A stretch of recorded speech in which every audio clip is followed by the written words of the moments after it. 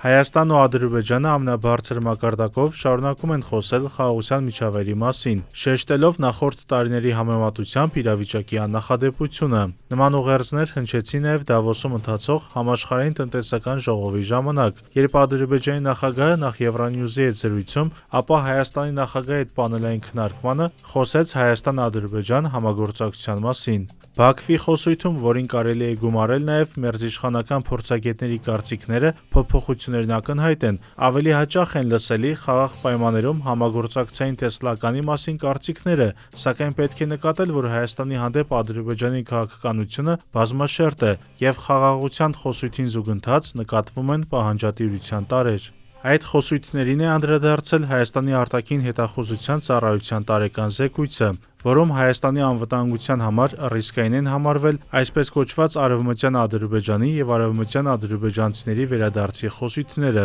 Փաստաթղթում երևում է, որ այդ քարոզչության համար խոչընդոտ չեն հանդիսացել 2025-ի օգոստոսի 8-ին Վաշինգտոնյան համաձայնությունները։ Գլխավոր հարցերից մեկն այն է, թե այդ գաղափարները Ադրբեջանը ինչ նպատակով է առաջ մղում՝ հակազդելու Լեռնային Ղարաբաղից բռնի տեղահանված հայերի վերադարձի իրավունքի առաջ մղմանը, թե սեփական հասարակության շրջանում նպաստել Հայաստանի տարածքների հանդեպ պահանջատիրությանը։ Իրականում հասկանալի է, որ երկու բաղադրիչն էլ, կախված կարճաժամկետ եւ երկարաժամկետ հեռանկարներից, լիովին իրատեսական են։ Ադրբեջանական վերոնշյալ թեզերի առաջ մղումը դրված է այսպես կոչված Արևմտյան Ադրբեջանի համայնք հասարակական կազմակերպության վրա, որն իր գործունեությունը սկսեց 2022-ին Արցախյան պատերազմից հետո։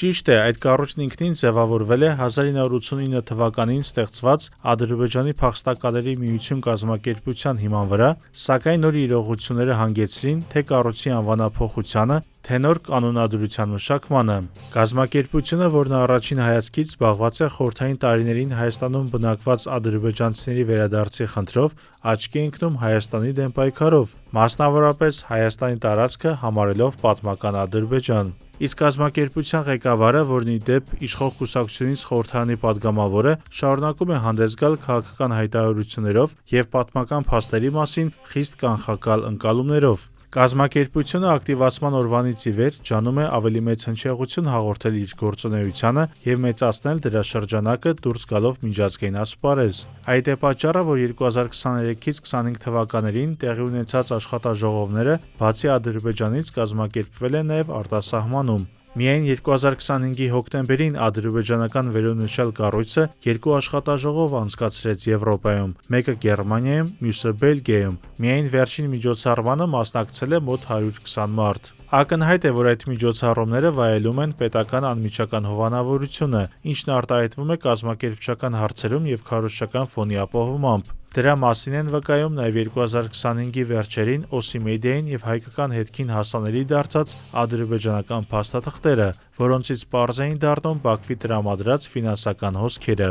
Հայաստան-ադրբեջանցիների վերադարձի խնդիրը բարձրացվում է նաև ամենաբարձր մակարդակով, իսկ Հայաստանի տարածքը ներկայացվում է որպես ադրբեջանական պատմական հողեր։ 2025-ի նոյեմբերի 3-ին Ադրբեջանի Գիտությունների ազգային ակադեմիայի հիմնադրման 80-ամյակին այդ մասին խոսել է նախագահ Իլհամ Ալիևը, նշելով, որ երիտասարդ սերունդը պետք է լավ իմանա իր պատմությունը։ Նա այսպես կոչված պատմական հողեր վերադարձի համար նշել է, որ այդ առաքելությունը ընկած է պետության ուսերին, ինչպես նաև ըստ էության հանձնարարել հասարակական կառույցներին ավելացնել դրա հետ կապված գիտական աշխատանքների թիվը, այդ թվում միջազգային հարթակներում։ Փաստացի, չնայած հայ-ադրբեջանական խաղաղության օրակարգին, Բաքվի աջակցությունը այսպես կոչված արևմտյան Ադրբեջան կազմակերպությանը նոր ծրագրերի տեսքով միայն մեծանում է, եւ առայժմ այդ հարցում մեծ դեր չեն խաղում Երևանի եւ Բաքվի միջև համաձայնությունները, մասնավորապես խաղաղության պայմանագրի նախաստորագրման փաստը։